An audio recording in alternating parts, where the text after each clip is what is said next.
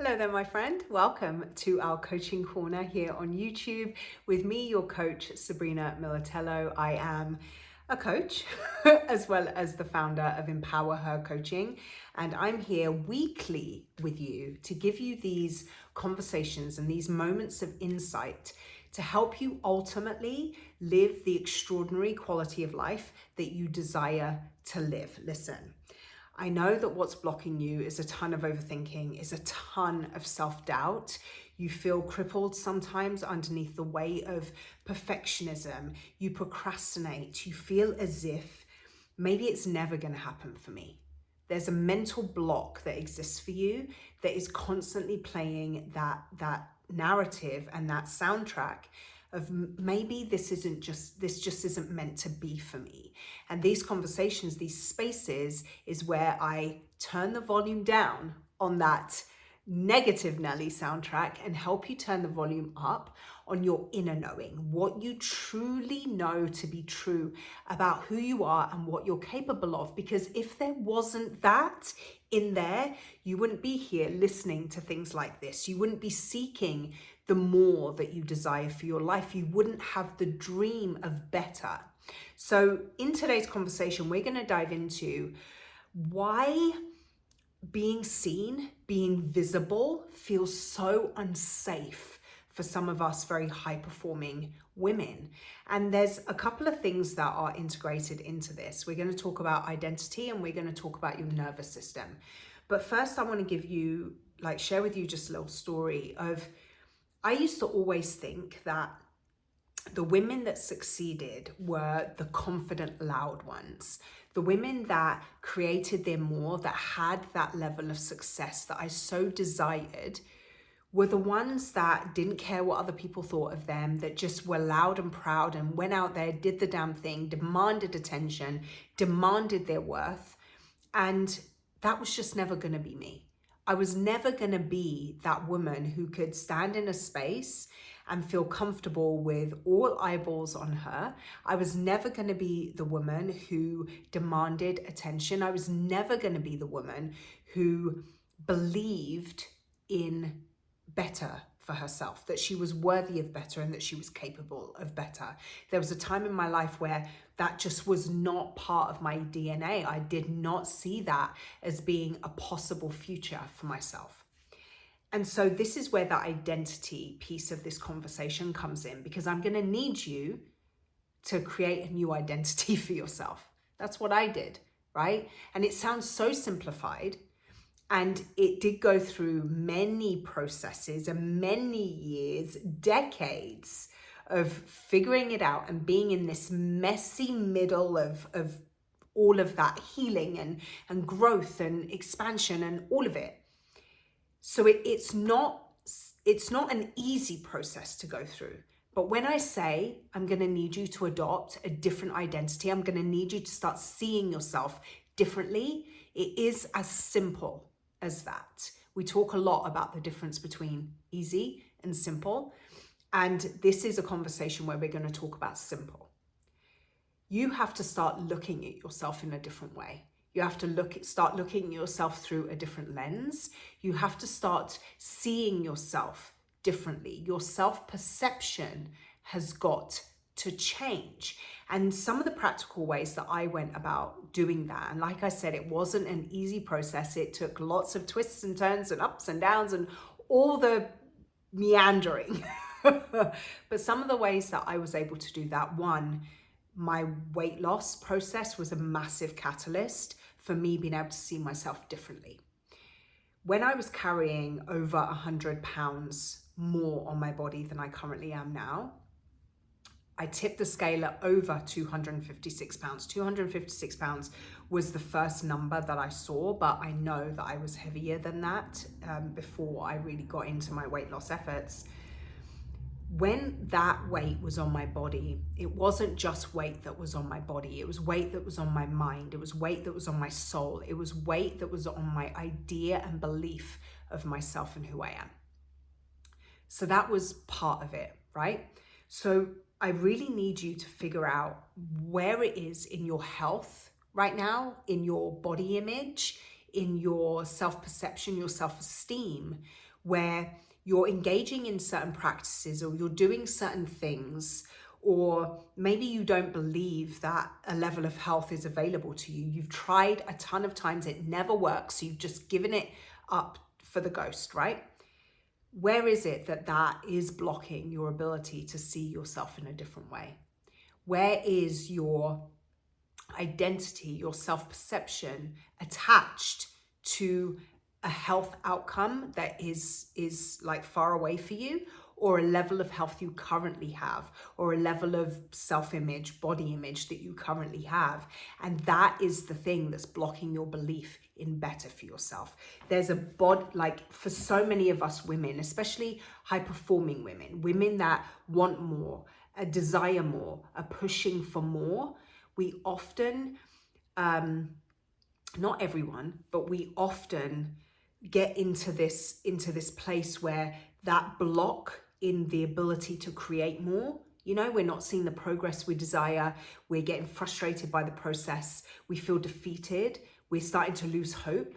That manifests in the very real, practical, tangible behaviors of emotional eating, overindulgence, binge eating in my case, eating disorders, disordered eating, things like that show up for you.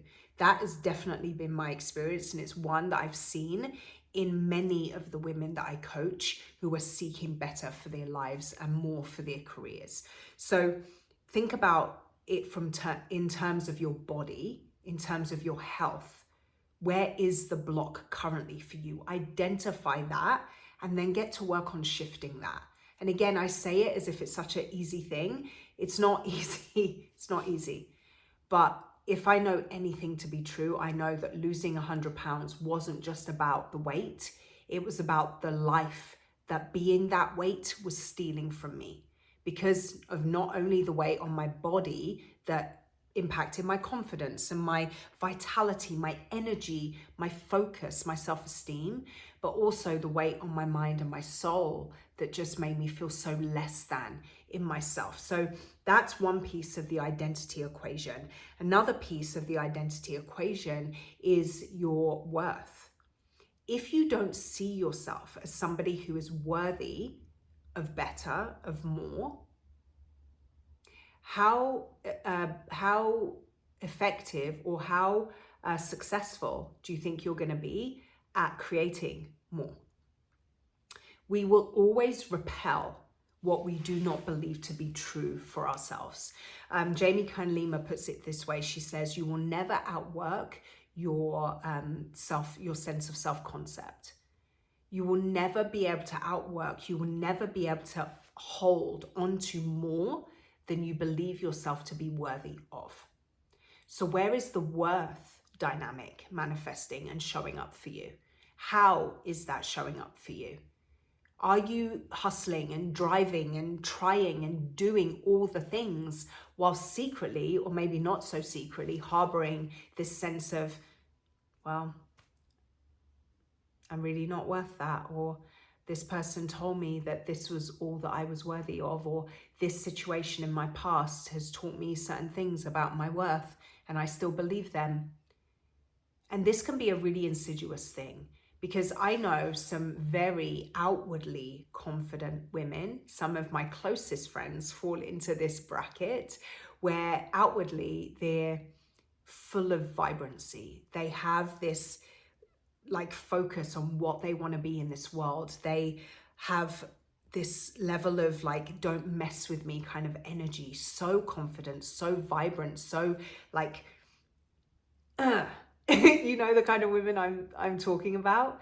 And yet deeply, intrinsically, they operate from a place of lack in themselves, for themselves, belief in themselves. They ask for permission. They're constantly negotiating with themselves. They're constantly looking outside for somebody else to co-sign on an idea that they may have, or a path that they may want to follow. They don't have that intrinsic, foundational sense of worth, of self-belief. So where could that be true for you too? Where could that be showing up for you too? And it's blocking your path to being able to create you're more. This is why being seen feels so unsafe. When you lack self-worth, you lack self-confidence, you're always going out there to have people approve of what you do or the decision you want to make or the choice you want to make or the path you want to go down. Before you give yourself permission to do that, you lack self-belief. It feels unsafe to be seen. It feels unsafe to put yourself out there, because what if they don't like me? What if they say this thing about me? What if they don't approve? The ability for you to truly live into the life that you want to live, the quality of life you want to experience, depends on your willingness to be seen. And so that means working on that sense of worth, so that foundational piece is in and you can build from there. So where is your worth or lack thereof, or lack of your sense of worth, blocking your ability to go out there and do the things? All right. So I really wanted you to focus on, in that identity piece, on your self-image and your sense of self-worth, because these are the things that formulate how you see yourself, how you perceive yourself. And the thing that's really important for you to get, and it sounds so silly when I say it, but we are with ourselves 100% of the time, are we not? Imagine, think about that friend that you have that breathes life into you, that speaks encouragement into you, that you love being around, that you just love that sense that they give you. They give you a sense of safety, a sense of belonging, a sense of connection. They listen, they see you, they hear you, and you love being with them, and you feel like you could conquer the world after a conversation with them. It's wonderful to have people like that in your life. But you cannot be with anybody else 100% of the time, nor should you seek to. But you are with yourself 100% of the time. So would it not make sense for you to become that assured, encouraging bestie that you just envisioned to yourself? How much further in your life do you think you could go if that was the quality of relationship you had with you?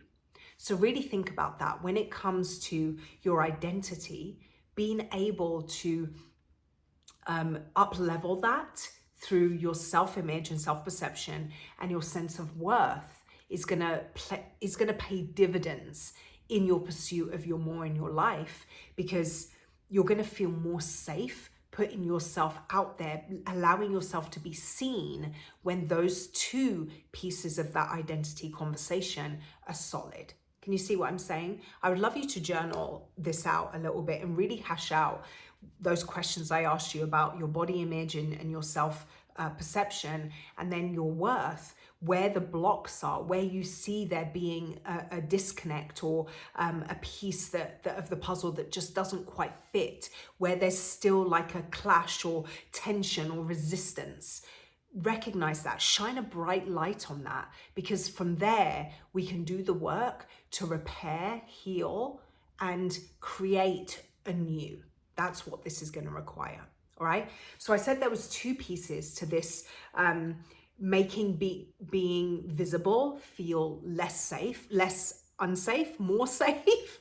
It was identity, and it was your nervous system.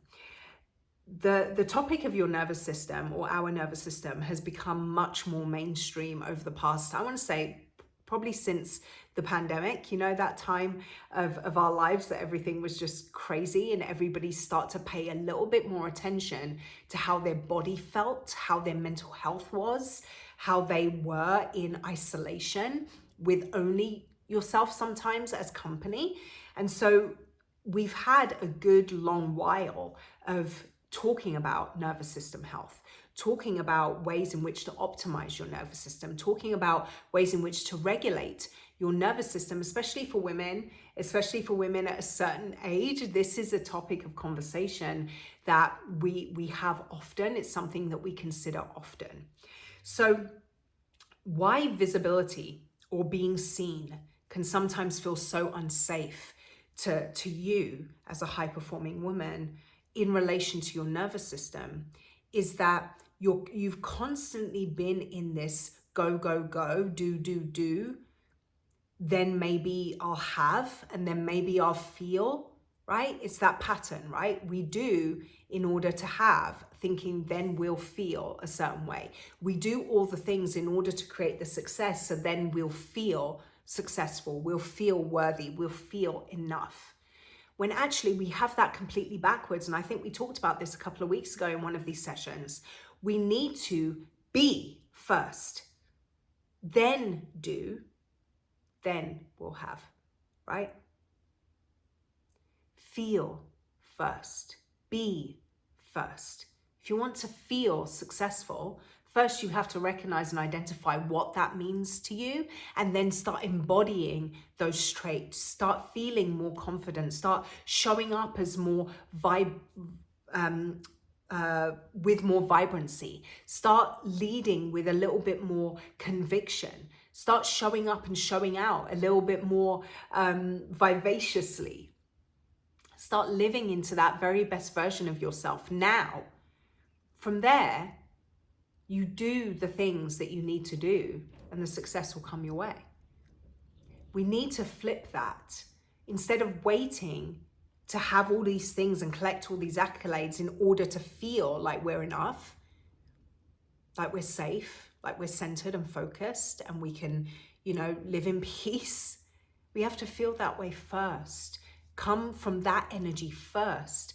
Bring that to what we do in order to have these experiences in our lives.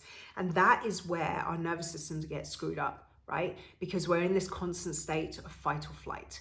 We're in this constant state of just go. And this mental state of I should be going. If you find yourself procrastinating a lot or pausing in perfectionism a lot, that's not actually a state of laziness, because physically you might not be making the forward movement that you want to make, but because you're paused in that, you're stuck in that, the mental load you're carrying perpetuates that fight or flight response. You constantly feel as if you should be, right? And that is exhausting. So when it comes to allowing yourself to feel safe enough to feel seen, why visibility feels so unsafe for you is because your nervous system is already wrecked with all the overthinking you're doing, all the self-doubt that's going on, all the procrastinating, all the inconsistencies that you're dealing with. It's shot. So what do you do? Nervous system regulation is something that I'm not an expert at. It's something that I do incorporate into my own well-being practices, as well as something I help my clients integrate into their lives. So feel free to go and research what some of these practices may be and what makes sense for you, your lifestyle, your preferences, what sounds good to you, what makes sense to you in all of the somatic kind of ways of approaching this. But one thing I encourage you to do is really get serious about your nervous system regulation. Get serious about down-regulating your nervous system first, because so many of us are living up here. It's important to start practices and set routines and have systems in your life that help you with that down-regulation process. A big one is your sleep, right? Your quality of sleep, so your nighttime routine, in order to set you up for great quality sleep. That's a huge one that will pay dividends. That seems to be my new favorite term, but that will serve you so well immediately off the bat. Start paying attention to your sleep quality and work to improve that. That's major nervous system regulation. And then things like exercise, things like your nutrition quality, how much water you're drinking, how you manage your stress, who you spend time with, what your environment is like, boundaries. All of these things have an impact on your nervous system function. So really think about all the notifications that are ding-donging every 5 seconds on your phone. Are they really necessary? Because every one of those ding-dongs is like a firecracker for your nervous system. Pay attention. This person needs you. You need to do this. Go check that. What if this? Do I like this? How do I feel about that? Every time your phone dings on a notification is something for you to pay attention to, which is triggers fight or flight response. So consider turning off some of the notifications on your phone. The only notifications I have on my phone are my text messages.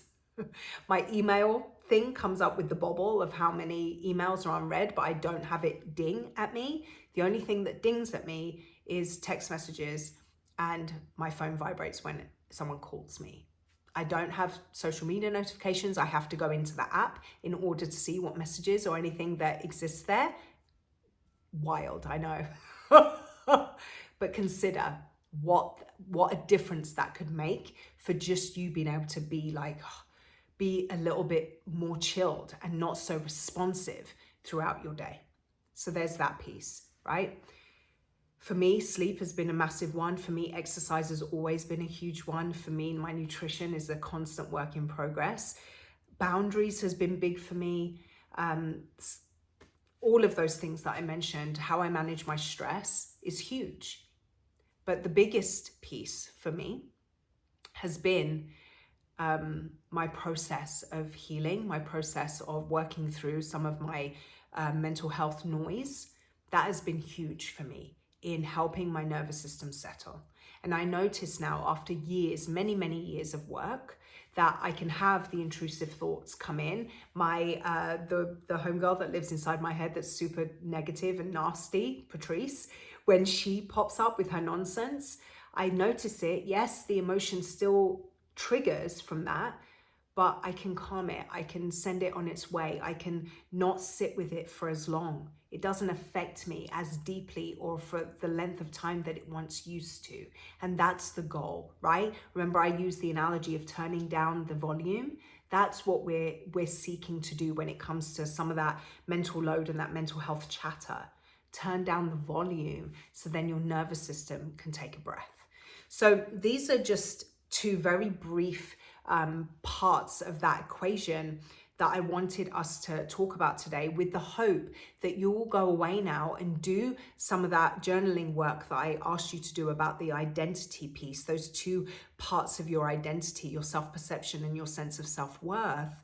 And then when it comes to this nervous system regulation, nervous system optimization, you'll go away and again look into some routines, some systems, some rituals that you can put together for yourself that will help you down-regulate your nervous system. Something that you can do immediately is turn off the notifications on your phone that do not serve the level of peace and presence that you want to experience in your life. All right. I hope this served you, as I always hope these conversations serve you. If it did, give this video a thumbs up. Consider subscribing to the channel if you haven't already. Maybe share this with somebody that you think may need to hear this message. I really believe in us being a community of people serving and helping each other in hearing what it is that we need to hear in the moment we need to hear it, so that we become more healed, we become happier, we become more successful, whatever success means to you individually. And we're doing that together. Have a wonderful rest of your day. I'll see you soon.